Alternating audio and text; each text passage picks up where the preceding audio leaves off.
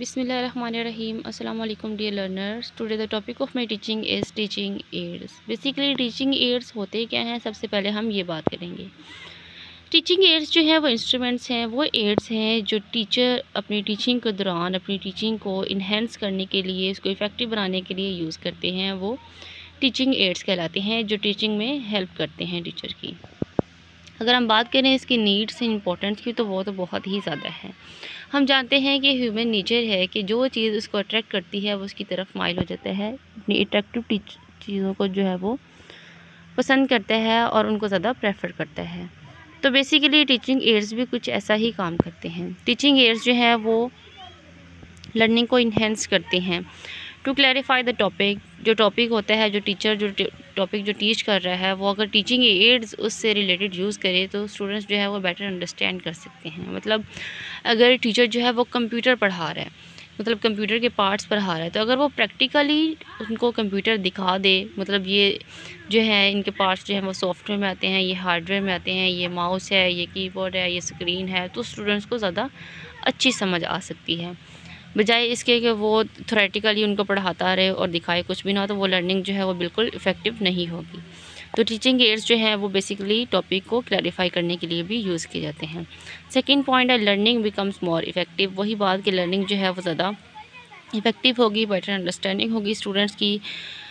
तो ये basically learning को इन्हेंस करने के लिए भी टीचिंग एड्स जो हैं वो यूज़ किए जाते हैं। थर्ड पॉइंट है सर डेवलप मोर अंडरस्टैंडिंग जो है वो स्टूडेंट्स की वो बेटर होती है। वो अंडरस्टैंडिंग जो है वो ज़्यादा इफेक्टिव हो सकती है। मतलब अगर हम थ्योरेटिकली पढ़ाते रहेंगे तो वो इतना अंडरस्टैंड नहीं कर सकती, क्योंकि वो थ्योरेटिकली स्टूडेंट्स जो है वो इंटरेस्ट ही नहीं लेते चीज़ों में। फोर्थ पॉइंट है with the help of teaching aids students take interest in study. वही बात कि जब टीचिंग एड्स यूज़ हो रहे होंगे तो स्टूडेंट्स जो है वो अपना इंटरेस्ट शो करते हैं स्टडी में।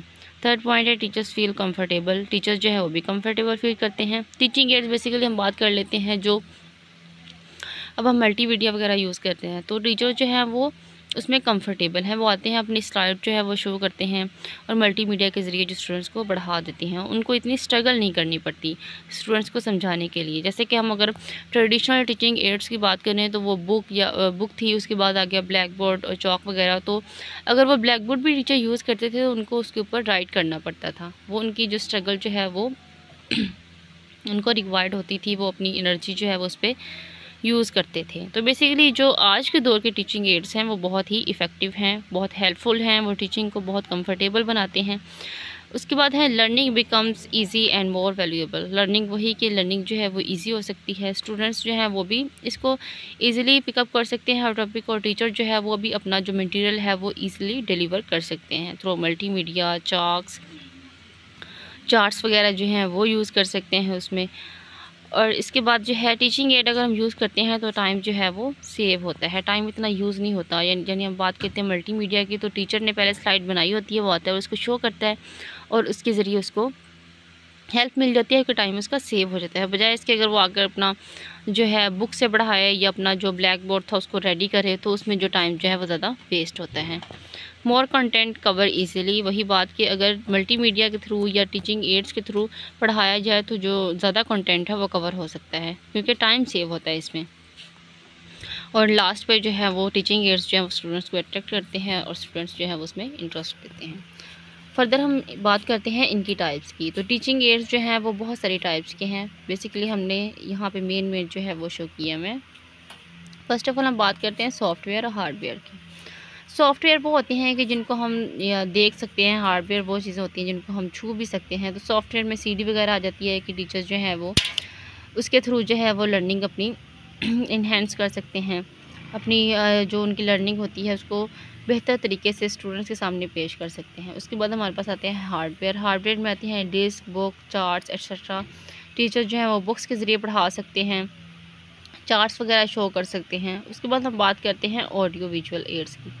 सबसे पहले बात करते हैं ऑडियो एड्स की। ऑडियो एड्स वो होते हैं जिसमें जस्ट वॉइस जो है वो हम सुन सकते हैं, उसकी उनको हम देख नहीं सकते, पिक वगैरह नहीं देख सकते। तो रेडियो, टेप रिकॉर्डर वगैरह ये जो है बेसिकली ये ऑडियो एड्स हैं। यानी एक अगर लेक्चर को रिकॉर्ड कर दिया जाए और वो स्टूडेंट के साथ शेयर कर दिया जाए तो वो ऑडियो एड्स में आते हैं। रेडियो वगैरह जो हैं इस पर डिफरेंट अब न्यूज़ वगैरह सुन सकते हैं, तो ये सब जो है ये ऑडियो एड्स में यूज़ होते हैं। विजुअल एड्स जो हैं वो इसके अकॉर्डिंग ज़्यादा इफ़ेक्टिव होते हैं, क्योंकि इसमें चीज़ों को देखा जा सकता है। इसमें चार्ट्स आ सकते हैं, models, chalk boards, photographs, maps, इस तरह की चीज़ें जो हैं ये विजुअल एड्स में आती हैं। विजुअल एड्स जो हैं जो स्टूडेंट्स जो हैं वो उनको देख सकते हैं। देखने से भी स्टूडेंट्स की अंडरस्टैंडिंग जो है वो इन्हेंस होती है, वो बढ़ती है अंडरस्टैंडिंग। उसके बाद हम बात करते हैं audio visual aids. Audio visual aids जो हैं ये ऑडियो एड और विजुअल एड दोनों से जो है ज़्यादा इफ़ेक्टिव हैं। ये ज़्यादा यूज़ होने वाले भी हैं और ये लर्निंग को उन दोनों से ज़्यादा इन्हेंस करते हैं, क्योंकि इसमें जो है वॉइस भी स्टूडेंट सुन रहा होता है और पिक भी साथ देख रहा होता है। तो इसकी टाइप्स में आते हैं टेलीविज़न हो गया, कंप्यूटर प्रोग्राम्स, पिक्चर्स, वीडियोस वगैरह। तो ये साथ साथ देखी भी जा सकती हैं और सुनी भी जा सकती हैं। तो ये ऑडियो विजुअल एड्स में हमारी आती हैं। उसके बाद हम बात करते हैं printed material. Printed material text book हो सकती हैं, रेफरेंस बुक्स होती हैं, टीचर्स नोट्स होते हैं, work book, newspaper, magazines, research articles वगैरह ये प्रिंटेड मटेरियल में आते हैं। स्टूडेंट्स इनके ज़रिए भी जो है अपनी लर्निंग को इन्हेंस कर सकते हैं, टीचर भी अपनी टीचिंग में इनको यूज़ कर सकते हैं। उसके बाद लास्ट में हम बात करते हैं फील्ड टिप्स की। तो ये है एजुकेशनल टूल्स वगैरह। बेसिकली वही बात आ गई कि अगर प्रैक्टिकली जो है वो स्टूडेंट्स ज़्यादा लर्न करता है, बजाय इसके कि उसको थ्योरेटिकली पढ़ाई जाओ तो उसकी लर्निंग जो है वो इन्हेंस नहीं होगी। जैसा कि अगर हम साइंस के टीचर जो है वो अगर अपने स्टूडेंट्स को एक प्रैक्टिकल करवाना चाह रहा है, तो अगर वो थ्योरेटिकली उनको बताता जाएगा कि एसिड में ये डाल दो, बेस में ये डाल दो, इस तरह फिल्ट्रेशन का प्रोसेस है, तो वो उनको समझ नहीं इतनी आएगी, वो सारा उनका मिक्सअप हो जाएगा। जब तक वो अपने हाथ से उनको प्रैक्टिकली परफॉर्म करके नहीं बताता, वो इतना अंडरस्टैंड नहीं कर सकेंगे। तो अगर वो one by one step by step जो है वो अपने स्टूडेंट्स को प्रैक्टिकली लैब में परफॉर्म करके दिखा दे, तो वो जो है उसको ज़्यादा अंडरस्टैंड कर सकते हैं, उनकी लर्निंग जो इफेक्टिव हो सकती है और वो भूलेंगे भी नहीं उस टॉपिक को। तो वही बात है कि ये जो एजुकेशनल टूर्स वगैरह होते हैं, जैसे ये हिस्ट्री वगैरह जो लोग पढ़ते हैं वो टूर्स पे जाते हैं, वो हिस्टोरिकल प्लेसेस वगैरह देखते हैं, तो उनको जो है उनकी लर्निंग जो है वो इफ़ेक्टिव होती है।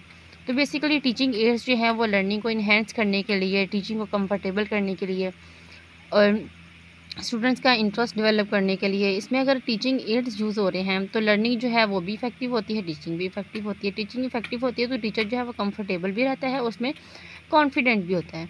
तो बेसिकली टीचिंग एड्स जो है वो टीचिंग के लिए बहुत ज़रूरी हैं, बहुत हेल्पफुल हैं। तो ये था हमारा आज का टॉपिक। मिलते हैं नेक्स्ट वीडियो में। अल्लाह हाफ़िज़।